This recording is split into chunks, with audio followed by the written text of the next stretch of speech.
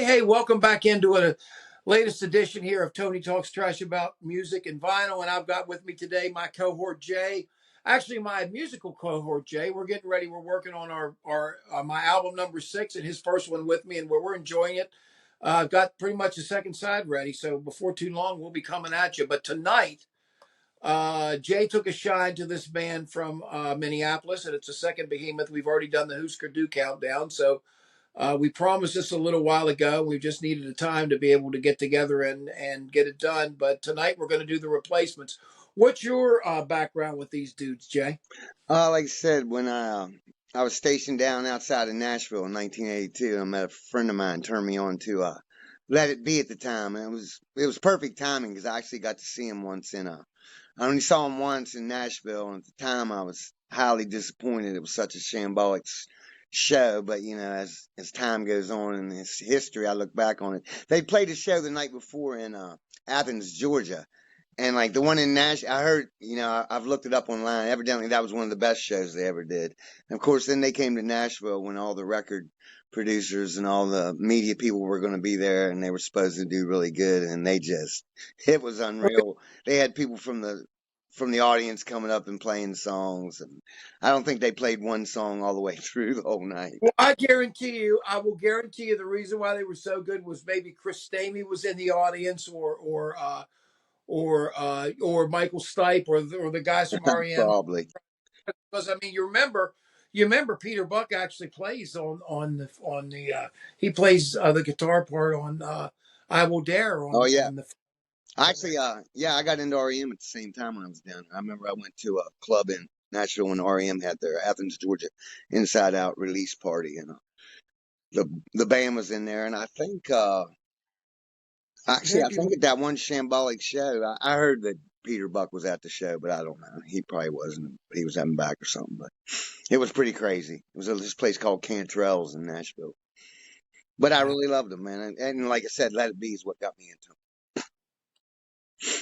Yeah, and you got Paul Westerberg, the main songwriter, the serious them. guy, Grandpa or Palmo or whatever these released under solo records under different things. Tommy Stinson, who's also done solo stuff and as well played with Axl Rose, Guns N' Roses. Chris Mars, who did his solo stuff. Bob Stinson, who played in bands post the leaving the band, but unfortunately was a tragic figure in the band. Slim Dunlap, who came in at the end, and Steve Foley, who took over for Chris Mars later on playing drums. But it kind of turned in from a punk band to kind of being Paul Westerberg's thing, and it's funny just the way they drug their feet and would play shows. Because I too saw a show that was shambolic in DC at the 930 Club, and it was interesting because that night, Paul never played. I mean, he played drums pretty much most of the night. Paul was a drummer. He was okay, but he just didn't feel like doing anything else. And Chris enjoyed, being up front and playing. They played like Kiss songs and different things. Yeah, when in I don't Nashville, they know, were they pretty drunk. played this. They played just all kind of stuff, any kind of pop stuff. But anyway, they formed in 1979. The Stinson brothers really started off, went through the punk stuff to start with, and it got more melodic. And there really wasn't a lot of action. There was some action between them and Husker Du, but there wasn't a whole lot. They probably were a little more successful as far as their chart success. But I their discography. I guess we'll get through it here now. We have 8 records that we're rating. We're not ranking any of the later ones, and we didn't rank when the shit hits the fans. I didn't put that in there, although it's very entertaining. I had a but it's very kind of poorly done, and it's the same thing like we're talking about. It's just a collection of the best of or the most shambolic of some of that. They're doing like Hank Williams, "You're cheating hard" and everything. It's just craziness, just doing crazy versions, and then one of them where I think this bass player screaming a song. It's just nutty. But I love them. I love their spirit. I think you look back on it. What do you think? I mean, what's your theory as to why a band that would be signed to be serious about their career? Why were they like that? You think? I mean, you think they were that much alcoholics, or that they were afraid? It was their coping thing, or their shtick, or what do you think? I think in a little bit they bought too much into that myth of we'll always be, we won't sell out, even while Kind of they like were that selling video. out a little bit, it was like almost like, they always said, they were buddies with. I said they should have patterned themselves after REM a little bit more. I mean, there's some things you have to do. Like if you have a show, you should play your show. It's like at the time I was pissed off. Spent $10 and, okay, I get it. But, and I heard they, Uh, even I mean, later on when they toured with Tom Petty, they were doing the same thing. It's almost like self-sabotage. It's like they didn't want to play with it for anyone. Once they started getting another crowd, it's like, if you were there just because you heard one of their singles, they didn't want to play to you. It's just like at every turn they sabotage themselves. and what's interesting is when Slim got in the band, it all changed. It all Yeah. they became a lot more under control. It was like they wanted to blame it on Bob when it really wasn't Bob. They were all pushing Yeah. it. They were all, They were all wilding out and screaming and doing different things, and it.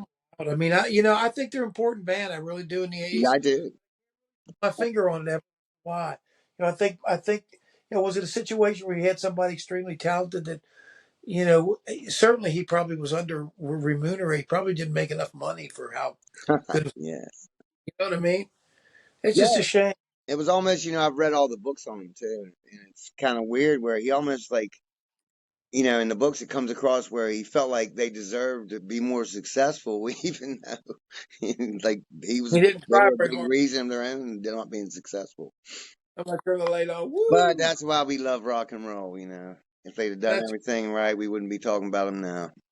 that's right. So let's talk about him now, man. You start off with the countdown. We're gonna rank these 8 records, and you can begin by giving us your number 8 and Okay. a little bit about it. If I have it on vinyl, I'll whip it out here and show it. I think I got most of them. There's a couple I might not have, but My number 8 is All Shook Down.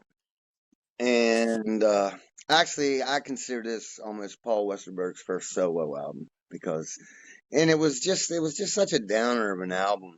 And I've since bought the remastered version, which sound a lot better. But I remember when it first came out, I thought the sound, you know, I thought it sucked. It's just the overall sound, the recording it. But it's also got some good songs. Like I said, it's Paul Westerberg's solo. I could listen to his songs and listen to him as a songwriter like Dylan or something.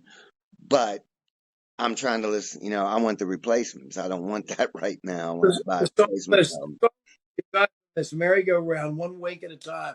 Nobody, been out of shape, sadly Sadly beautiful. Beautiful. I like that one.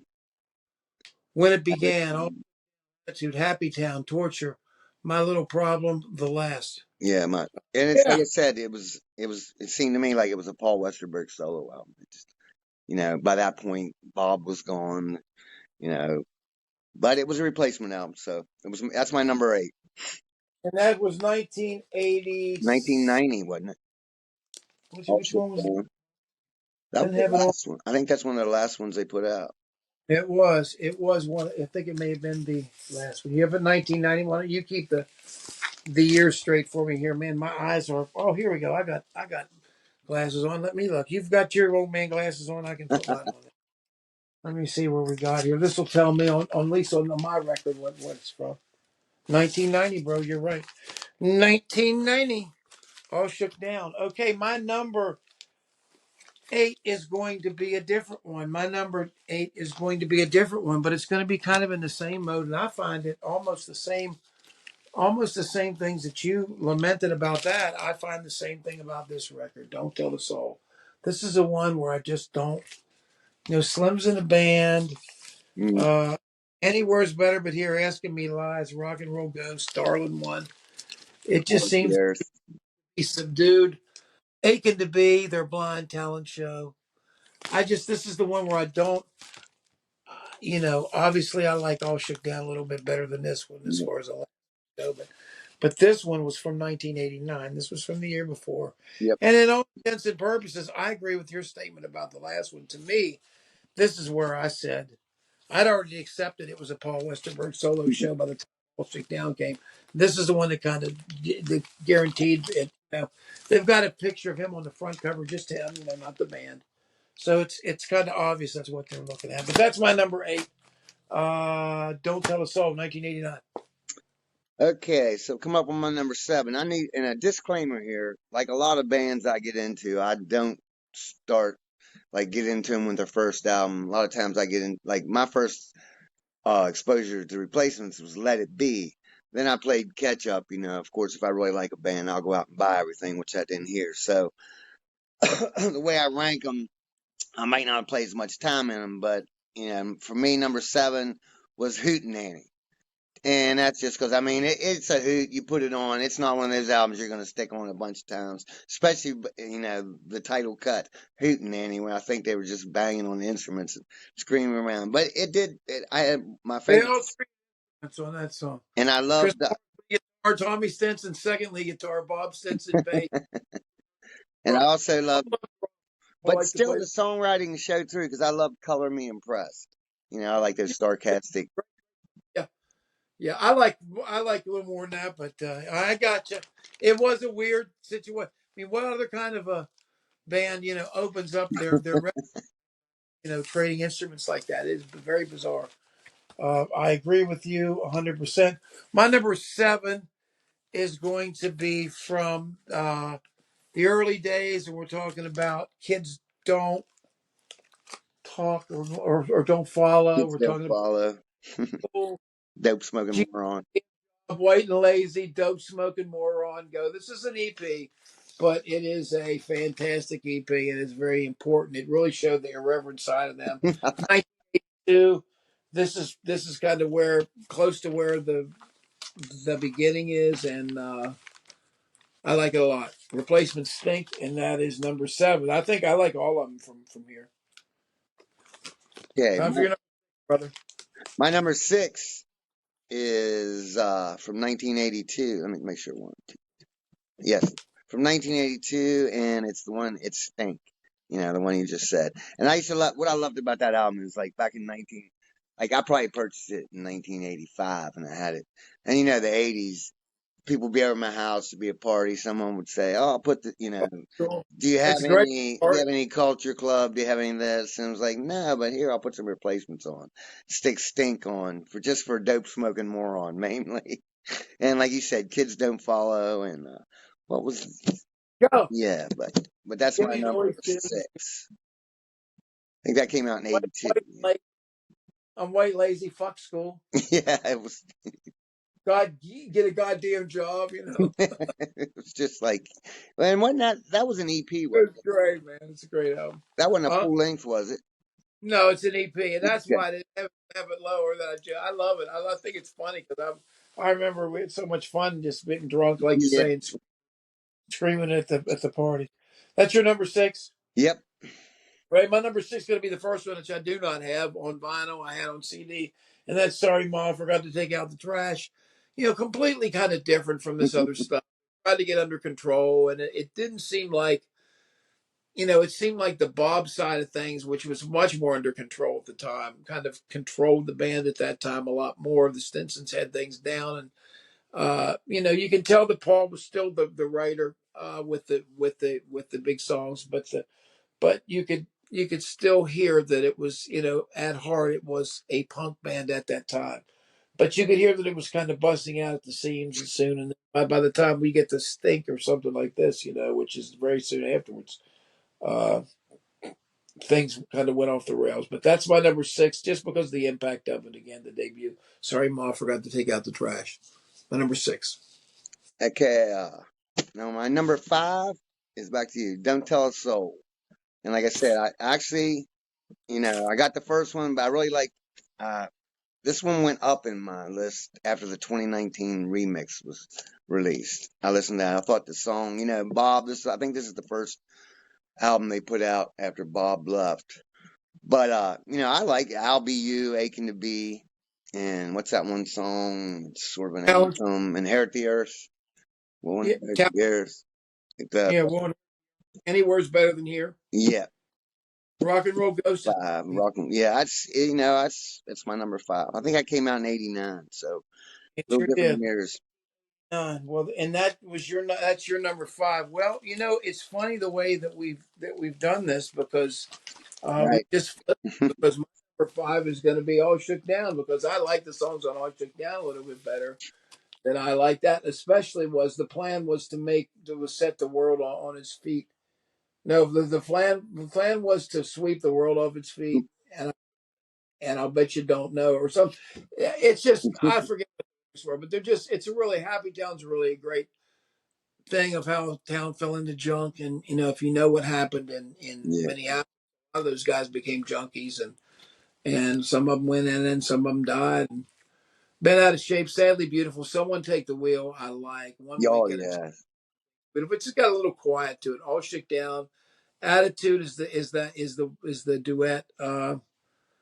My Little Problem too, but the last is good. I just like it. It's Scott Lilt and uh, Paul, but clearly again, like you said at the beginning, and acknowledge that this is mostly the beginning of Paul Westerberg's career, and I think he held on the corporate. There was corporate pressure for him to hold on to the Yeah. career for both these last two records. Just Don't Tell Us So, 89, and then 1990 all Yeah. shook down. My number five. I can imagine like the corporations, they probably put the pressure on him back in the 80s, just like they were doing to Jagger. You're much better without the group. You can be a solo artist. You do the solo thing. You don't need them. I mean, that's another story, but that's totally screwed Jagger up. It is so weird how that never worked out for him. You'd think every single time that it would, but it just didn't. It hasn't. Anyway, man, yeah. So let's get going on this other one. Okay. My number four is, we're leapfrogging each other. My number four is 1981. Sorry, Ma, Take Out the Trash. What I like about this is like when I first played it, it's like, wow, this, it's punk rock like you think of. But then, like I said, you got Bob Stinson because you never think of punk rock as having guitar solos, and then but Bob does quite a few in that, like on Taking a Ride, and then the one song. Oh, yeah. Like Johnny's Gonna Die about Johnny Thunders. I don't know, I have a weird sense of humor. I just thought that was hilarious back then. It's kind of crazy. It's kind of nuts. But that was my number four. Sorry, Ma. Forgot to take out the trash. But Just the title alone. but at the same time, it's kind of they've done he's very honest thing. Number four, we're going back with Hootenanny. Hootenanny's just it's a record they kind of threw together. Bob's there in his trench coat, and they're sitting in the basement. You see these pictures of them. Great. The cover was patterned after an old folk record that was there, but that's what happened with it, and it was great. Within Your Reach is good. Love Lines I like too. Treatment Bound is funny. Yeah, even though it's about treatment for the drug. Take Me Down to the Hospital. Well, but Color Me Impressed though is the big one.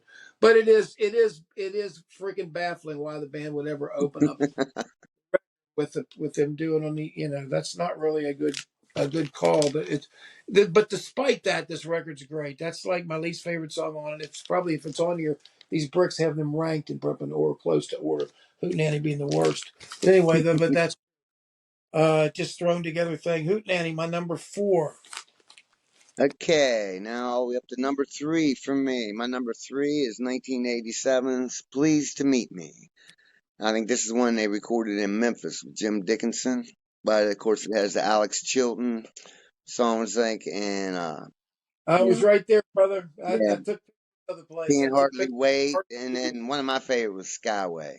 I mean, I didn't even know what a Skyway was when I was listening to the song Yeah. until about a year later. Found out it was another Minneapolis landmark. But yep, my Oh, number three is Pleased to Meet Me. I think it was, you could really tell that they got off on being down in Memphis, hanging out with Jim Dickinson and oh all. yeah. Well, sure. Alex Chilton, Jim Dickinson. There's a lot of great stuff in Memphis. I've got a lot of great Memphis records here, even down to people like Don Nix and stuff, which were from there. But yeah, man, that's your number three. Well, I'm going to keep it up for me too because that's my number three as well. I think we may have a unity on this thing, but we'll see. Can't Hardly Wait, fantastic. Yeah, Uh, Run for the Country. All he wants to do is fish. It's funny. I forgot about that one. Learn How to Fail. I Can Help. Beer for Breakfast. Yeah, really good. Really gone and gone. But this is the outtake version. But anyway, the regular version, Alex Chilton. Just but Can't Hardly Wait's really the one that was it out. This is actually extras from this thing, limited edition of 10,000 that I got. I left the other one in there. I thought I had the other one. I'm sorry, but you know what I'm talking about. That's the number Yeah. 3 record, both you and me, man. The great done in Memphis, Tennessee. I mean, like, Western Boy, he was a hell of a songwriter. Some of his phrases just like, Oh it's yeah, amazing. And he was like, I think sometimes he tried to hide it, like, I'm in a punk band. he did. This. He was too cool to be that good. Yep. Yeah, too old school. Okay, my number 2 is Listen, 1985's Tim. And this we got one, it, baby. We're gonna have it. oh yeah. But Yeah, and actually this has my all-time favorite lyrics and song by him. It just hits here for Kaiser. If you go out to the bars, here comes a regular. Oh my hold my line. gosh, that just hits it home. Wave your six five. Because I go to bars where there's people. I'm a regular at some of them. And then you had "Kiss Me on the Bus," "Bastards of Young," "Left of the Dial." It's got a lot of different stuff with it. Lay it down, clown. Yep. Little This girl, one, here comes fucking A, bastards of young. I love it too, man. It's my number 3 too, dude. it's my Produced by number Tommy 2. Erdelzel of the Ramones fame. Just fantastic. Nick Studios, Minnesota. Studio assistants for Left of the Dial with Alex Chilton, Oh, really? which he did that on this record. Yeah, And wasn't 1985 that 10. song that was all about college radio? Left of the Dial thing. Yeah, Yeah. that's great. And those videos for here where they just had Yeah. to speak. When they just showed the speakers. They kicked yeah. See, that's another thing, okay, you don't want to, you might as well do something MTV's going to show. All right, man. I'll put up number 1 for both too. That was number 2 for both of us. Here's the number 1. Dun, dun, dun, Everything's dun. perfect about this. I love the cover. Yeah. I mean, this They're is doing a band. they're right. They're rooftop that. And Yeah, I will dare Peter Buck on there. Favorite thing oh, will come. yeah. Androgynous Answering Machine. I'll tell you what sold me on this band. Because, like back this was Unsatisfied. 1984 was their cover of Black Diamond by Kiss. Because I Yeah, was it like, was. finally, we all like Kiss. Someone should admit it and put it on their album. It was almost like them saying, oh, everyone says Kiss is stupid. We'll show you. And it was a pretty straightforward cover. It was pretty good. Yeah, unsatisfied. Oh, Those are Unsatisfied. At the time of my life, that song was like, it hit home big time. It was just, I had just moved away. I'm, yeah, I'm so, got a boner. oh yeah. They always had to have one song in there that was turn their Amen. heads. And this is the peak. This is truly one of the great records of the whole new wave, whatever you want to call it, the '80s. It's one of the great records. It was one of the greatest records of the year, and so to that we both agree in tribute to the classic version of the great replacements, where there was balance between the Yeah. anarchy and I Tommy actually, between and Paul, and they weren't fighting, and Chris was rocking along. And I actually got this album and the first REM album at the same time when I had just moved to Tennessee. And I was halfway between the Athens and Nashville, so I used to go to shows there. But it was a I great. only saw I only saw the replacement once at Cantrell's, and it was a shambolic mess, to say the least. You couldn't even tell when the concert started. It was like they got up and then they got off. Westerberg was standing beside me drinking a beer, watching some guy sing a song at one point. That's crazy, man. They're crazy. Well, anyway, I hope everybody was entertained by this. Our top